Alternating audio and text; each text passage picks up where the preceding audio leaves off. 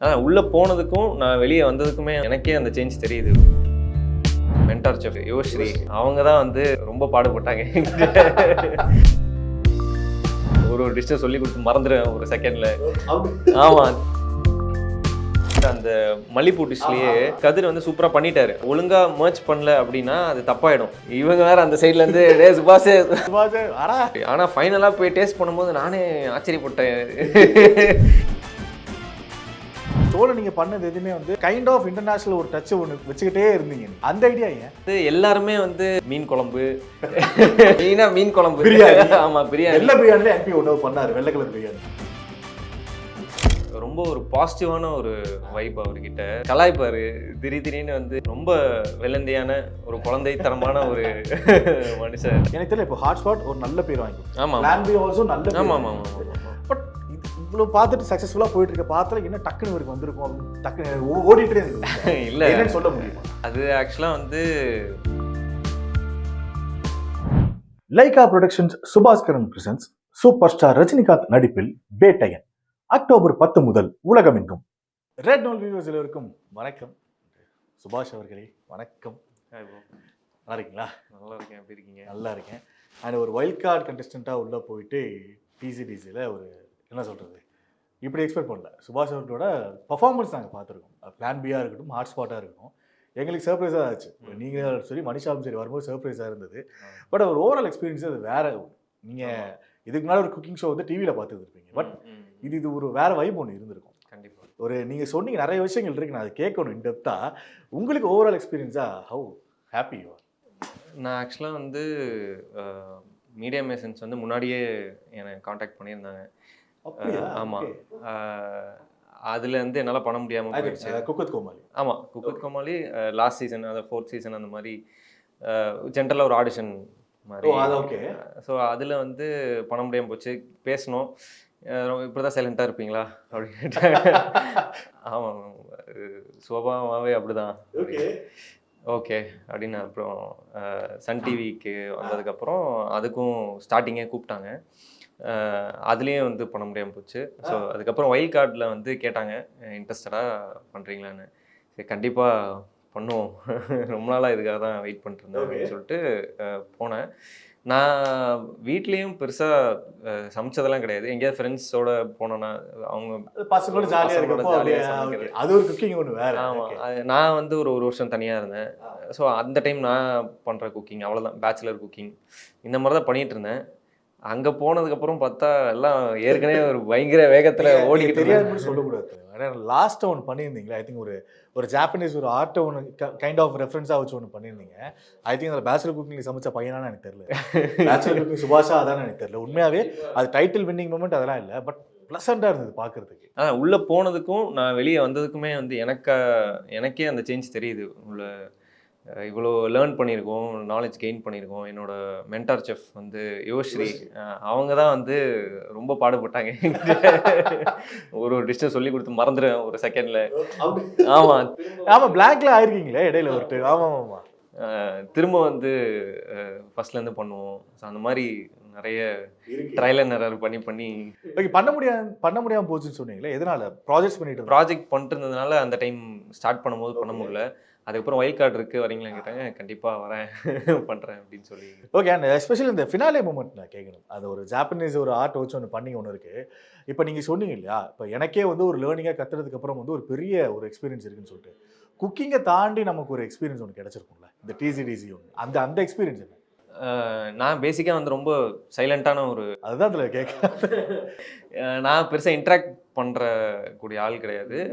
அங்கே வந்து டேரக்டர் வந்து பார்த்திபன் ப்ரோ அவர் வந்து கொஞ்சம் ஏதாவது பண்ண ஒரு பேசு ரொம்ப பாடுபட்டார்.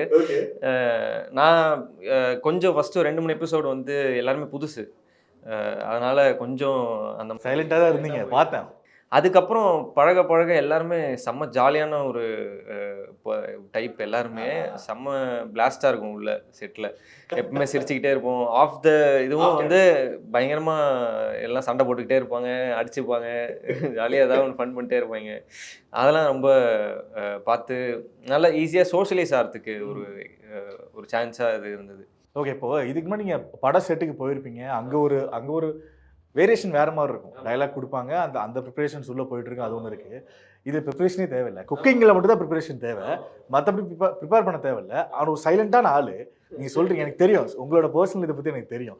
ரொம்ப சைலண்டான ஆள், பேச வைக்கிறதே ரொம்ப பார்த்தா சொன்னேன். ஆனால் இப்போ இல்லை, எனக்கு இன்ட்ராக்டிவாக இருக்குது, ஒரு எக்ஸ்பீரியன்ஸ் கிடச்சிருக்கு. ஆனால் அந்த குக்கிங்கை தாண்டி ப்ரிப்பரேஷனே இல்லாத ஒரு இடத்துல நீங்கள் என்ன வேணால் ஃப்ரீ ஃப்ளோவாக பண்ணலான்னு சொன்னதுக்கப்புறம் கூட உங்களால் சைலண்டாக இருக்க முடிஞ்சது? இல்லை, அது வந்து இவங்க யாருன்னு தெரியாத வரைக்கும் அப்படி தான் இருந்தேன். கொஞ்சம் ரிசர்வ்டாக அந்த மாதிரி இருந்தேன். எல்லாரோடையும் எப்பவுமே யூஸ்வலாக அப்படி தான். ஃப்ரெண்ட்ஸோடய பழக ஆரம்பிச்சிட்டோம்னா ரொம்ப கம்ஃபர்டபுள் ஜோன் போயிட்டோம்னா அதுக்கப்புறம் வேற மாதிரி இருப்போம்ல. அதுக்கப்புறம் அது அந்த மாதிரி ஆக ஆரம்பிச்சிருச்சு. ஒரு பாயிண்ட்டுக்கு மேலே அதுக்கப்புறம் எல்லாரோடையும் விளையாடுவோம், அடிப்போம், சிரிச்சுப்போம், அந்த மாதிரி ஃபன்னாக ஆரம்பிச்சேன். ஆமாம் ஆமாம் ஆமாம். ஓகே. அண்ட் வந்து வெங்கடேஷ் பட் சார், அவர் வந்து யூஸ்வலாக ஒருத்தர் நோட் பண்ணி அவர் ஒன்று பண்ணாரு அப்படின்னா வந்து அது ஹானஸ்டாக தான் அவர் சொல்லுவார். ஏன்னா அவரோட பர்சனல் பிஹேவியரும் நான் கேள்விப்பட்டிருக்கேன். அவர் பொய்யெல்லாம் பழகிற மனுஷன் இல்லை, என்ன தோணுதோ அப்படியே வெள்ளந்தியாக உள்ள சொல்லிடுவார் அப்படின்னு. அதில் உங்களுக்கு ஃபைனலில் சொன்ன ஒரு விஷயம், எப்படா எப்படி சொன்னார் அப்படின்னா, உன்னோட டிஷ்ஷு மாதிரியே சுபாஷ் டே நீயும் அழகுடா, உள்ளத்தால் ரொம்ப அழகுடா அப்படின்னு சொன்ன விஷயம் வந்து அவ்வளோ எமோஷனலாக அவர் சொன்ன விஷயம். சுபாஷ் அண்ட் வெங்கடேஷ் பட் அவரோட ஒரு பாண்டிங் சொல்லுங்க. ஏன்னா கம்மி டைம் தான் உங்களுக்கு கிடைச்சு மற்ற குக்ஸை விட அந்த பாண்டிங் எனக்கு டக்குன்னு கிரியேட் ஆயிருக்கு. அந்த ஒரு பாண்டிங் பற்றி எனக்கு வந்து ரொம்ப ஒரு பாசிட்டிவான ஒரு வைப் அவர்கிட்ட. எப்போ போனாலும் சிரிச்சுக்கிட்டே வந்து பதில் சொல்லுவார், கலாய்ப்பார். திடீர்னு வந்து எப்போ வந்து இப்படி தான் இருக்கணும், இவங்ககிட்ட இப்படி தான் இருக்கணும் அந்த மாதிரிலாம் இல்லை. அவருக்கு என்ன தோணுதோ, நீங்கள் சொன்ன மாதிரி தான், அவருக்கு அந்த டைமில் என்ன தோணுதோ அதை பண்ணுவார். ரொம்ப வெள்ளந்தையான ஒரு குழந்தைத்தனமான ஒரு மனுஷன். டான்ஸ்லாம் பயங்கரமாக ஆடுவார். அதெல்லாம் பார்க்கும்போது நம்மளுக்கே ரொம்ப சந்தோஷமாக இருக்கும். எனக்கு பர்சனலாக வந்து ரொம்ப பிடிக்கும் பட் சார். வந்து முன்னாடியிலேருந்து நாங்கள் பார்த்துட்ருக்கோம், பல வருஷமாக வந்து ஷோஸ்லாம் பண்ணிகிட்டு இருந்திருக்காரு. பட் ஆனால் இவ்வளோ ரொம்ப ஒரு அற்புதமான ஒரு ஹியூமன் பீயிங்காக இருப்பாருன்றது தெரியாமல், ஆமாம், நேரில் பார்க்கும்போது தான் அதை எக்ஸ்பீரியன்ஸ் பண்ணேன். ஓகே. இப்போது நீங்கள் சொன்னீங்க இல்லையா, இப்போது நான் பேச்சுலர் குக்கிங்லேருந்து கற்றுக்கிட்டது ஒன்று இருக்குது. ஆனால் அங்கே டூப் குக்ஸ்னு ஒருத்தவங்க கொடுத்த ஒரு ஃபார்மெட் ஒன்று கிரியேட் பண்ணியிருக்காங்க. ஆமாம் ஆமாம். உங்களை சமைக்க விடாமல் பண்ணுறது தான் அவங்களோட வேலை. நீங்கள் என்ன சொன்னாலும் செய்யக்கூடாது அப்படிங்கிறது அவங்களோட ப்ராசஸ் ஒன்று இருந்திருக்கும். நீங்கள் இடையில சொன்னீங்க, எனக்கு அந்த விஷயம் வந்து நீங்கள் சொன்னதுக்கப்புறம் இன்னும் ஸ்ட்ரைக்காக தோணுச்சு. இடையில நீங்கள் எதுவுமே தெரியாமல் ஒரு மாதிரி எது பிளாங்காகி நின்று பார்த்த மூமெண்ட்லாம் இருக்குது. உண்மையாக அவ்வளோ ப்ரெஷர் டென்ஷனாக இருக்கும் அதில்? கண்டிப்பாக பிரதர். நீங்கள் வந்து நான் ஒன்று பிளான் பண்ணி போயிருப்பேன். ஏதோ சின்ன எக்ஸாம்பிள் சொல்லுங்கள், ஏதாவது எபிசோட. சரி, இப்போ வந்து அந்த மல்லிப்பூ டிஷ்லேயே இவர் வந்து கதிர் வந்து சூப்பராக பண்ணிட்டாரு. ஆனால் வந்து அதை ஒழுங்காக மர்ச் பண்ணல அப்படின்னா அது தப்பாயிடும். ஏன்னா அதுதான் ஃபைனலாக சாப்பிட போகிறாங்க. அது பேஸ் பண்ணி தான் அந்த குட்டி குட்டி எலிமெண்ட்ஸ்லாம் பண்ண போகிறேன். ஸோ அது அவர் கரெக்டாக பண்ணலன்னா என்ன ஆகும் அப்படின்ற ஒரு பயத்திலேயே வந்து லேடர் வந்து அதுக்கப்புறம் அது பரத்தோட அதுக்கு முன்னாடி வந்து அந்த பைப் வழியாக பேசி இது பண்ணுறது. இவங்க வேற அந்த சைட்ல இருந்து டே சுபாஷ் சுபாஷ் அது மஞ்சுமல் பாய்ஸ் கனெக்ஷன் வச்சு சுபாஷ் வரா. ஆமா, நான் வந்து அதை யோசிச்சுட்டு இருக்கேன், இதை பண்ணிருக்கடா எப்படியாவது அப்படின்ற மாதிரி. ஆனா ஃபைனலா போய் டேஸ்ட் பண்ணும்போது நானே ஆச்சரியப்பட்டேன். நீங்களடா அது அப்படிங்கிற மாதிரி 4 கடையை வேலை செஞ்சுட்டு வந்த மாதிரி பயங்கர எக்ஸ்பீரியன்ஸ். அவங்களுக்குலாம் செம்மையா காப்பாற்றி விட்டாங்க அந்த டைம்லாம். நீ எக்ஸ்பெக்ட் பண்ணிக்கலாம் ஃபைனல்ஸ் வருவோம்? சத்தியமாக கிடையாது. ஏன்னா நான் வயல் காட்டில் போயிட்டு நானும் சரியாக பேசலையா, எப்படியும் 2 எபிசோடில் அமைச்சிருவாங்க, பாய் சொல்லிட்டு வந்துடலாம் அப்படின்னு தான் நினச்சேன். ஆனால் வந்து யோஸ்ரீ அவங்க வந்து கான்ஃபிடெண்ட்டாக இருந்தாங்க, நம்ம வந்து டிஷ்ஷில் வந்து பக்காவாக இருக்கணும். அதனால் வந்து அங்கே என்ன பண்ண போகிறோன்றது தெரியாது. ஸோ நாங்கள் ஒரு 4-5 ஆப்ஷன் வந்து பண்ணிட்டு போகணும். ஸோ அதுலேருந்தே எது வேணால் வரலாம், அந்த மாதிரி தான் இருக்கும். ஸோ நம்ம ரேண்டமாக பண்ணிட்டு போகிறது, அவங்க ஒன்று சொல்கிறப்ப அதை அப்படியே மிக்ஸ் பண்ணி ஸ்டைலாக பண்ணோம். ஸோ அதை வந்து நாங்கள் ப்ராக்டிஸ் பண்ணிக்கிட்டே இருப்போம், ஏதாவது ஒன்று ப்ராக்டிஸ் பண்ணிட்டே இருப்போம். திடீர்னு வரும், அது அப்படியே அதை வந்து பண்ணுறது. அது ஓகே. இப்போ நீங்கள் சொன்னீங்களே ரேண்டமாக பண்ணுறது, எனக்கு இது கேட்கணும்னு தோணுச்சு. நான் சிடபிள்யூசி இருந்தப்போ ஒரு சில பேர்கிட்ட கேட்குறேன். இப்போ நான் உங்ககிட்ட நான் மெயினாக இந்த விஷயத்தை கேட்கணும். அவங்க ஒரு விஷயம் சொன்னாங்க, நீங்கள் சுபாஷ் என்ன சொல்ல போகிறாருன்னு. நீங்கள் சமைக்கிறத ஆன் கேமரா நாங்கள் பார்த்துட்டோம். ஷோவில் சமைக்கிறத எப்படி இருக்கும், அதோட ப்ரெசன்டேஷன் வைஸ் நான் டேஸ்ட் பண்ண முடியாது ஆப்வியஸ்லி. அதை நாங்கள் பார்த்துட்டோம். பார்க்கும்போது ஒரு ப்ரெசென்டபுளாக இருந்தது, எடிபிளாக சூப்பராக இருந்தது. ஆனால் அதுக்கு நீங்கள் சொன்னீங்களே, நீங்கள் ப்ரிப்ரேஷன் ஒன்று பண்ணுவீங்களே வீட்லேயோ, இல்லை வந்து மென்டாரோட ஏதோ ஒரு ஸ்பேஸ் சம்திங் எங்கேயோ பண்ணுவீங்களா? அந்த ஒரு மூமெண்ட், அந்த ஒரு இடம் எப்படி இருக்குன்னு சொல்லுங்களேன். ஏன்னா இங்கே எது மிஸ்டேக்ஸ் பண்ணணும், சின்ன மிஸ்டேக் பண்ணாலும் ஓகே, ஆனால் இங்கே மிஸ்டேக் பண்ணி தான் கற்றுப்போம். கண்டிப்பாக அந்த ஒரு ப்ராக்டிஸ் செஷன் பற்றி எனக்கு சொல்லுங்கள். ஒன்றும் இல்லை பிரதர், காலைல போவேன், அவங்களோட கெஃபே ஒன்று இருக்குது அண்ணா நகரில். ஆமாம், யோஸ்ரீ. ஸோ அங்கே தான் வந்து அவங்க கிளாஸ்லாம் எடுக்கிறாங்க, தனியாக பேக்கிங் கிளாஸ்லாம் எடுக்கிறாங்க. ஸோ நான் வந்து ஒரு ஸ்டூடெண்ட்டாக போய் காலையில் அப்படியா? ஓகே. லிஸ்ட்டு போய் உட்காந்து அங்கே தான் வந்து காலையில் டிஃபன்லேருந்து மதியம் சாப்பாடுலேருந்து நைட்டு டின்னர் வரைக்கும் எல்லாமே அங்கே தான். அங்கே போய் 2 மாதம் எனக்கு வெயிட் ஏறிடுச்சு. ஓகே. 4-5 கிலோ போட்டேன். அந்த அளவுக்கு டெய்லி சுகரு, நிஜமாக தான் சொல்கிறேன். ஆமா, பேக்கிங் ஐட்டம்ஸ்ல. ஆமாம், ஃபுல்லாக வந்து சுகரு, சாக்லேட்டு அதுன்னு இஷ்டத்துக்கு ஜாலியாக சாப்பிட்டேன். உங்கள் வீட்டு குழந்தை மாதிரி பார்த்துக்கிட்டாங்க. ஓகே. செம்மையாக பார்த்துக்கிட்டாங்க.